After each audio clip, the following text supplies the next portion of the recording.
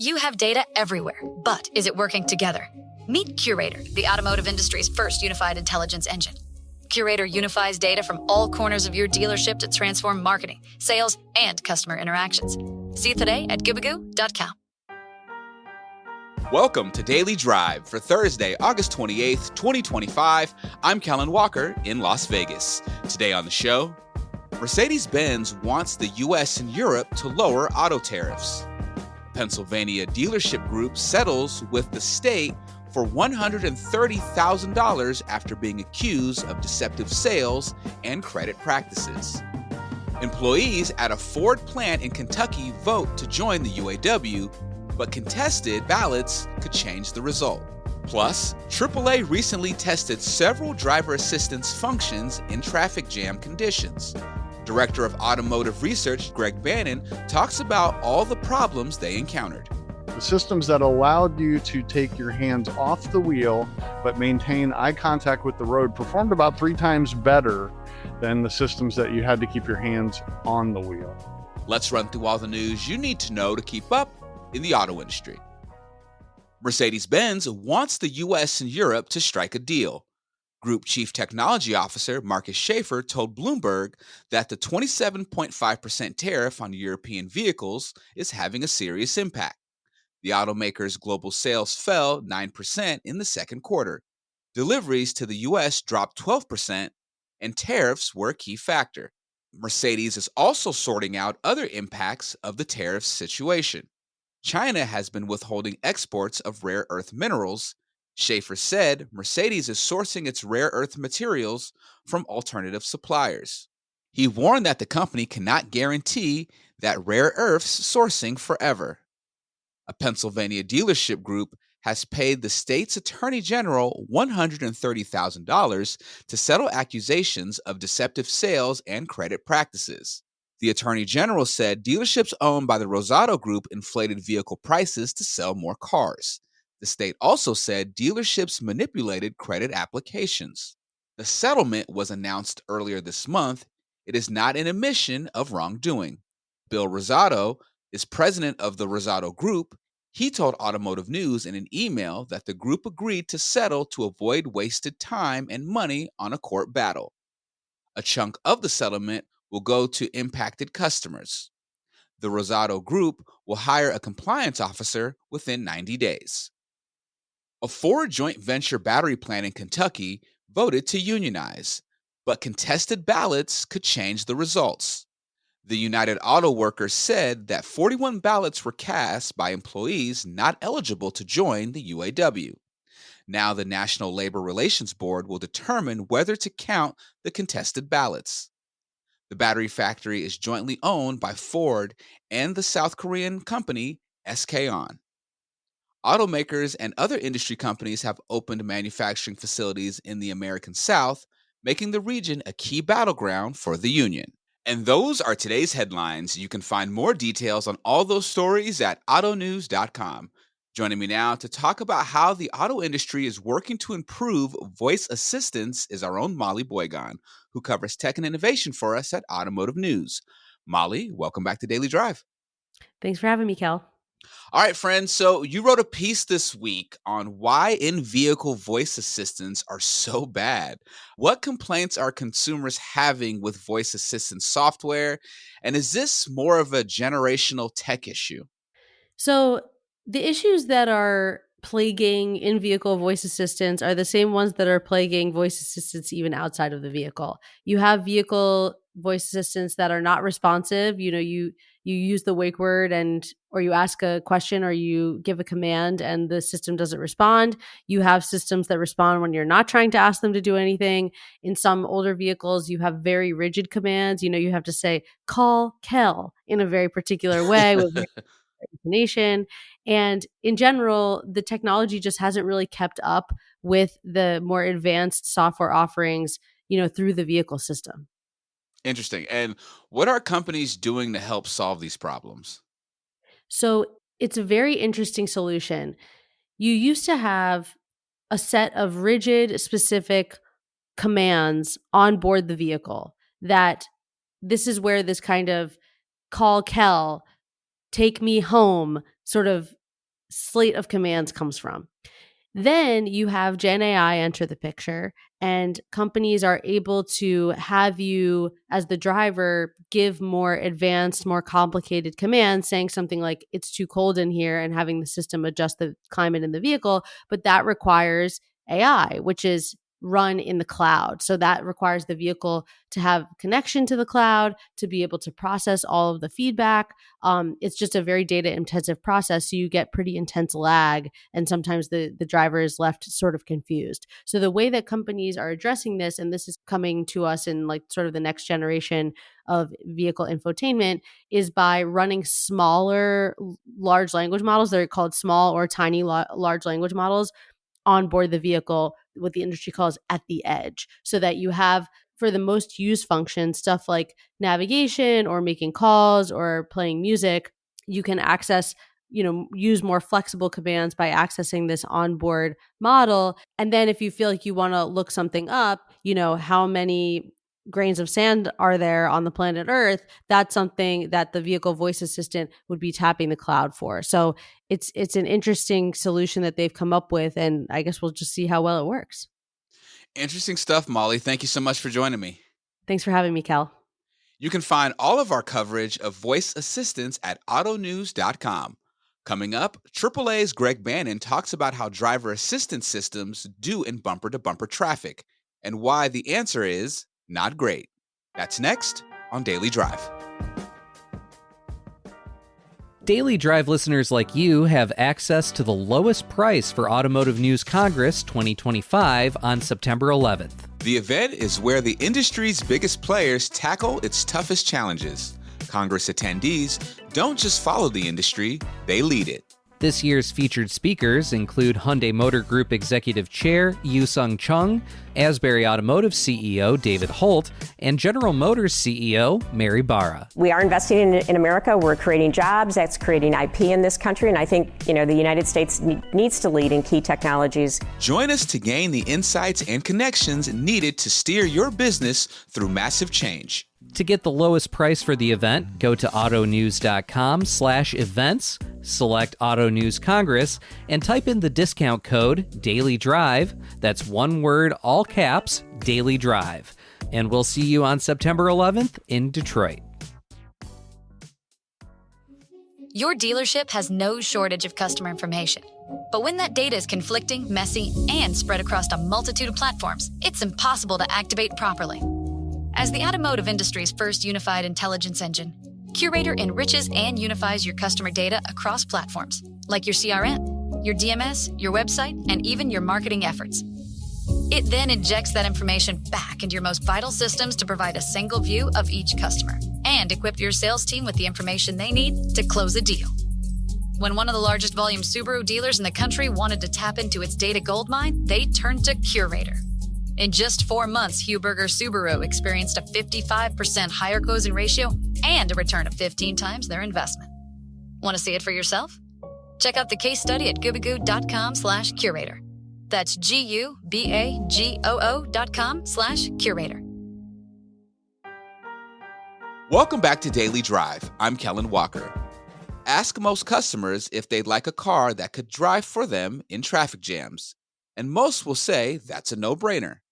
Many automakers advertise their driver assistance systems as convenience features that can pretty much do just that, with some caveats. AAA decided to test those systems in LA traffic. What they found was not ideal. The association's director of automotive research, Greg Brannon, spoke with our own Pete Bigelow on Shift, a podcast about mobility. Here's a piece of their conversation.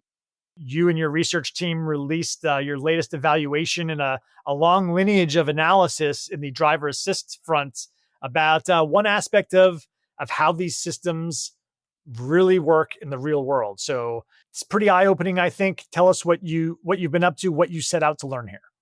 Absolutely. As you said, Pete, we've been testing advanced driver assistance systems for well over a decade now at AAA. And we're not just testing those on the roads. We're doing engineering level analysis of how the systems work And we do that for a variety of reasons, so we can inform our 67 million members in North America, so we can talk with media like yourself about the results and really use that to influence industry and regulators to ensure that these things are deployed in a safe manner. So, our latest research was focused on the low speed active driving assistance system. So, for the industry, that means level two, according to SAE levels of automation, and specifically systems that will operate all the way down to a stop. And often termed and advertised as traffic jam assistance features. So, we wanted to understand more about how those systems work, where they do well, and sort of where they struggle. And so we put them to the test. How many systems did you test in the course of your research here?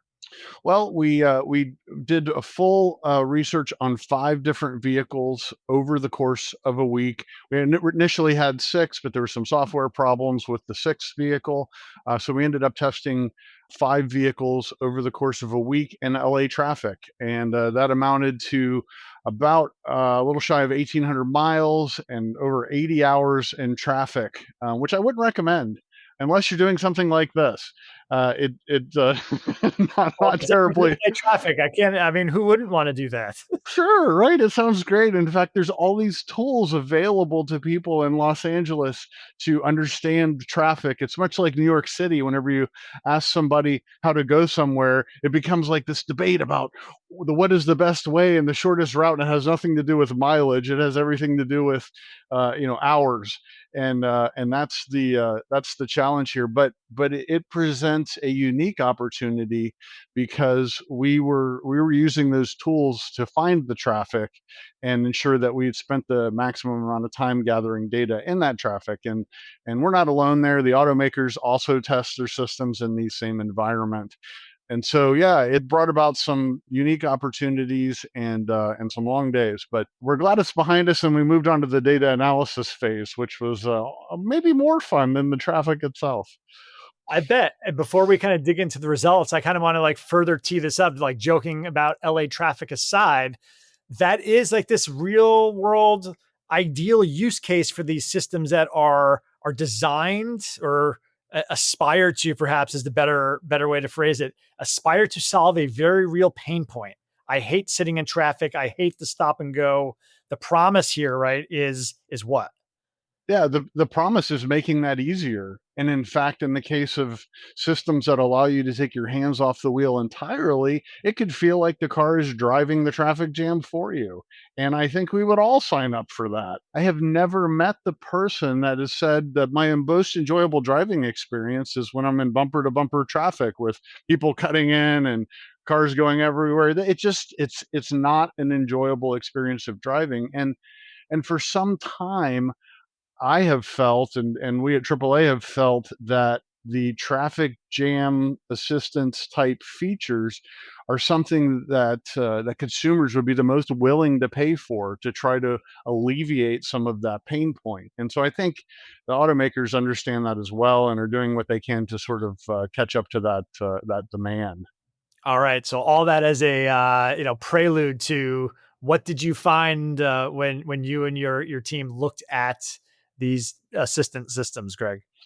Yeah, so it was interesting, and really when we set out to do this research, we thought we could do it in closed course, and instead we found that we really needed to do it in the live environment on the freeway, and so that set us down this path, and trying to figure out exactly then what we would do and how we would capture data is was sort of a challenge around it. And so where we landed after a lot of experimentation and research is that we instrumented the vehicles that we tested with high precision GPS, with cameras, with microphones, and with a system that allowed us to capture the events that happened sort of as they happen real time.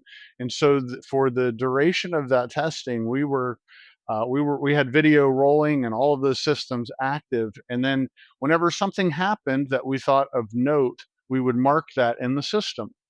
And so we created some categories that we, heading into it, that our friends at Consumer Reports sort of helped us identify some of the more common things that they'd seen in just driving these vehicles and testing them over time. And so we created these categories, and then we left some categories sort of TBD until we sort of experienced what we were going to experience in traffic. So as we drove all those hours and experiences, we saw all sorts of interesting things. And I'll tell you that I've driven all over the world, and certainly in all the major countries or major cities in the U.S. And LA drivers are interesting. I think every area has a sort of a behavior among drivers that's different and interesting. And cutting in front of a stopped vehicle or a slow moving vehicle is a very common occurrence in LA traffic. I think it's just the sheer number of hours that people spend in that traffic, and sort of the rat race of trying to get to your next exit, and everybody trying to find the quickest area. So one of the things that we found is an extremely common behavior, and unfortunately, a common issue that the system struggled with were those cut-ins. And so it was sort of the challenge of identifying that something's changed and you've got a new vehicle in front of you. And in fact, we saw that cut-in behavior happen once every 8.6 miles, or about every 27 minutes. We also saw things with lane centering that were challenging, but overall, if you back up from it without getting into all the details, we saw, every 3.2 miles, or about every 9 minutes, there was some type of event that the driver had to intervene and take full control of the system. And 85% of the time, they had to do that, take full control, and try to avoid a crash.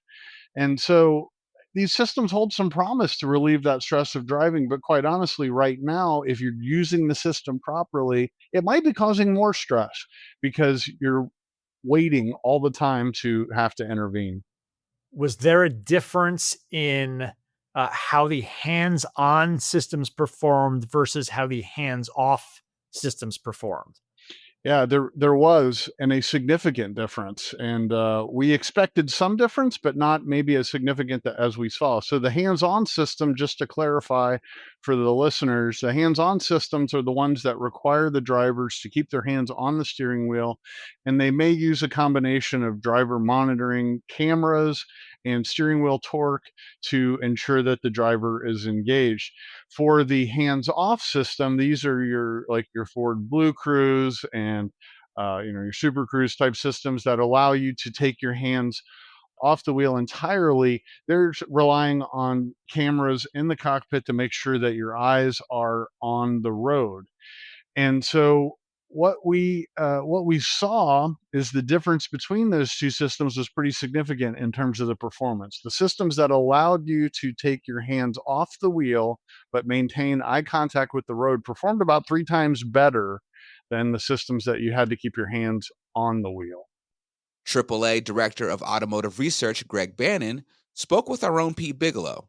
You can hear their full conversation on Shift, a podcast about mobility, that's available now wherever you get your podcast. That's Daily Drive for today. I'm Kellen Walker. Thanks to Molly Boygon and Riley Hodder for their reporting for today's podcast. You can get the latest news on tariffs, the UAW, and everything happening in the auto industry at autonews.com.